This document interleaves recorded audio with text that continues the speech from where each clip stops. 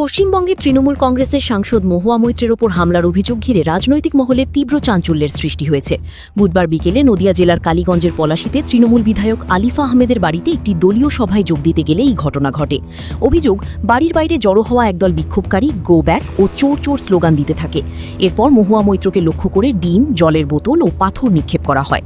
পুরো ঘটনার ভিডিও তিনি সামাজিক যোগাযোগ মাধ্যমে লাইভ সম্প্রচার করেন। মহুয়া মৈত্র দাবি করেন, হামলাকারীরা বিজেপির কর্মী এবং পরিকল্পিতভাবেই এই হামলা চালানো হয়েছে। তিনি অভিযোগ করেন, পুলিশ ও কেন্দ্রীয় নিরাপত্তা বাহিনীর সদস্যরা ঘটনাস্থলে উপস্থিত থাকলেও দীর্ঘ সময় কোনো কার্যকর ব্যবস্থা নেননি। অন্যদিকে জেলার এক পুলিশ কর্মকর্তা জানান, খবর পেয়ে পুলিশ ও কেন্দ্রীয় বাহিনী দ্রুত ঘটনাস্থলে পৌঁছে বিক্ষোভকারীদের ছত্রভঙ্গ করে পরিস্থিতি নিয়ন্ত্রণে আনে। এই যে নিউজ চ্যানেলের দাদা বোনিরা, দিদিমণিরা যারা আপনারা রিপোর্ট করছেন মহুয়া মৈত্র বিক্ষোভের মুখে পড়েছেন, মহুয়া মৈত্র কোনো বিক্ষোভের মুখে পড়েনি। এটা হচ্ছে বিজেপির 100টা বাদর জড়ো করে এখানে বাইরে থেকে এরা পুলিশের মদত দিয়ে ফেলছে। মহুয়া মৈত্র কোনো বিক্ষোভ নয়।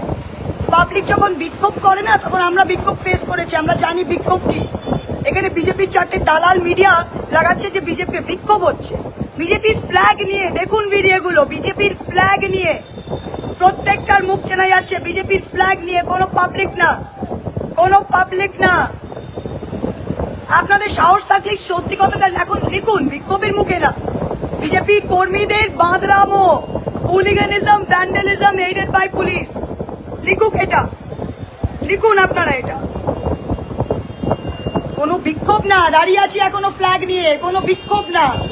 দালাল মিডিয়া যত।